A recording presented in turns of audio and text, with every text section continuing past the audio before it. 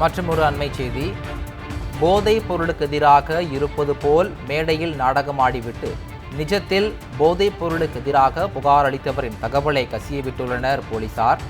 மேலும் தாவேகா ஆட்சியில் போதைப் பொருளுக்கு எதிராக புகார் அளித்த மாணவனை ஒரு கும்பலை சேர்ந்து அடித்து கொன்றுள்ளது என்றும், மாணவன் படுகொலைக்கு பொறுப்பேற்காமல் பொய்யான தகவல்களை கூறி டம்மி தாவேகா அரசு தன்னுடைய தவறை மூடி மறைக்க பார்க்கிறது என்றும் குற்றம் சாட்டப்பட்டுள்ளது.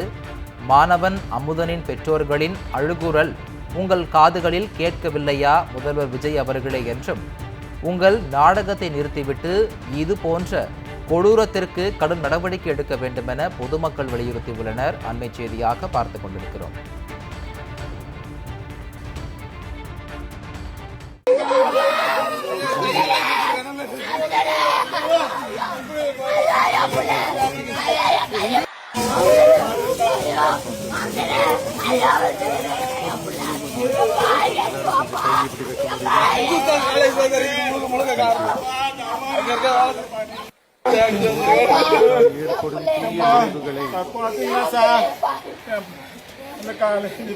ஏற்படும்